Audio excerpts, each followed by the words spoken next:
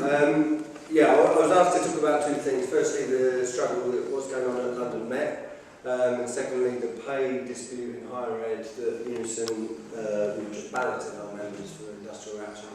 People may or may not know the results are out already. So I'll talk about those two things as quickly as I can, but stop me if I'm going too fast, and tell me if I'm going on for too long. So firstly, I'm going to talk about the border agency. I think people generally will know, won't they, that there was an attack on London Met. We had our licence revoked. We couldn't recruit or teach international students. Overseas students were basically told you can't go to London Met because they can't sponsor you to get a visa to remain in the country. That would mean 2,500 students no longer studying at London Met, including those who are halfway through their degree, those who are paid on the second or third year. Can you imagine being told not only that you've got to pay all these fees, but once you pay them, you've got to leave the country halfway through your degree? An absolutely outrageous attack on London Met as we know it. That was imposed on us in August, right before clearing, when we're about to introduce a whole new cohort of students. So it was not only the worst decision you could possibly get, but it was at the worst time you could possibly get for a university. So very clearly an attack on the university as a whole, an existential crisis, if you like. We just wouldn't be able to survive a body blow like that because of those students no longer coming to London Met. Would have been basically catastrophe at the end. So what's left to go home would have been at London Met, quite frankly. So it was very clear in our minds immediately this was an attack from the nasty wing of the nasty party. Theresa May, it came out in court later on, which I'll come on to. It came out that there was governmental intervention. It wasn't just administrative UK border agency doing some auditing, found some problems, and they had to do what they said they had to do. It was very clearly a political attack. So we had to respond politically, and we did so by mobilising our members. And of course, you've got to bear in mind that London Met is a long line of attacks against our university as a whole. We've had hundreds of job cuts over the years. We've been on strike year after year to defend our members.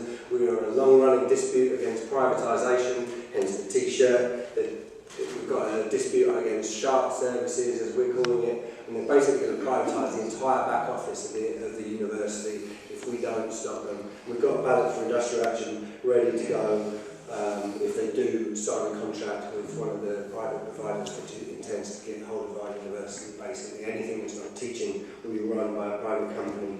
That's the neoliberal wing of the nasty party that doesn't want to just entirely shut us down. They just want to privatise us and let the profit makers get hold of us.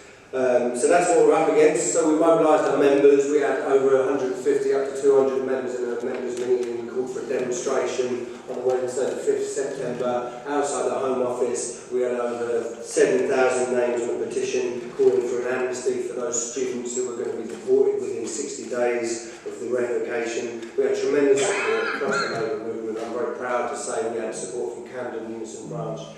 George Burnett helped Stuart, thanks to George, the PCS branch, who were inside the Home Office at the time, came out to support us. The NEC from the PCS sent messages of support up and down the country. We had UCU and UNISON, of course, and the Student Union. And we received, as I say, over 400 people in that demonstration. Within a week, we had lunchtime rallies outside colleges up and down the country, and we had a huge rally at London Met itself. Another couple of hundred people coming out showing we can mobilise the community, we can get support from MPs, councillors and so on, as we did, and we won. A couple of weeks later we got an amnesty. The court realised that there was too much at stake. They gave us not only a hearing, we could still lose in the longer run, we can still have that licence revoked at the next hearing, but we've been given a stay of execution, and those students that were told they would be deported within 60 days are now told you can continue to study at London Met. So we won that immediate demand of an amnesty. So I'm proud to say that we won that immediate demand. We've got a nice letter here from Diane Abbott. I mean, she's not a usual suspect. We've got Jeremy Corbyn who's always on board. We've got John McDonnell who's always on board.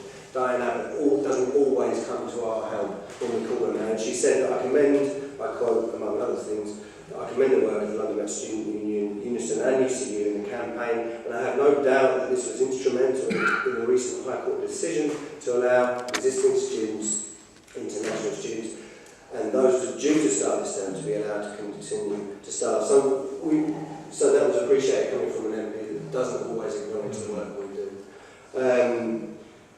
So yeah, we won that immediate demand. Where are we now? We're obviously going to see job cuts, further attempts to privatise. We're going to be continuing to fight in that tradition. But we've shown we're a force to be reckoned with. We continue to fight back. We've fought back before against job cuts. We fought back before against privatisation, and we won then. We'll win again. And we continue to fight back, and that's why I'm proud to be on the demonstration on the 20th of October along with our branch. Our support of the demonstration, but very clearly we do need to be taking strike action, nationally coordinated. We've done it before over pensions, by the way. Higher Ed was the only part of the UNISON that recommended to reject the LGPS, just getting that in there. And I'm speaking in personal capacity. I forgot to mention that. We've had a 3-year pay freeze in higher ed for the last 3 years. Now, I'm not going to talk about figures because I will never forget a member of our branch coming to me asking, we've got credit union affiliation, so if we've got people in debt, we get them to get the credit union to clear their debts, and then they've got a payroll deduction scheme so they can just pay it off fire there without any profit money. People with 5,000% interest to those loan sharks in our branch. 5,000%. These are public sector workers with supposed gold-plated terms and conditions, right?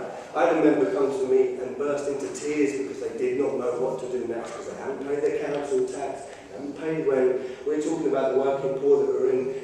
It's just a serious crisis, the pay freeze, because when you're on the edge and you're continually on the edge and you're pushed over 5% cut here with the terms of the cost of living in London, we are seeing a serious crisis. And I will never forget having to deal with members who are in that level of crisis. And that's why we balloted for industrial action over pay. We didn't get a strong result. We got a weak result, 50.3% yes. On a low turnout, which is obviously a problem, and we can talk about the whys and who's to blame and what for, but we are where we are.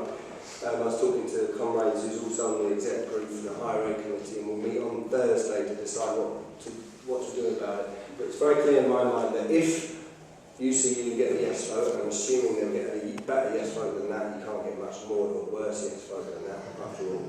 Let's hope that they do, let's rely on that, and if they do, then a yes is a yes, and we go out together. We cannot continually just go out for one day and call it off and all march back down the hill again. We've got to go out as if we mean it.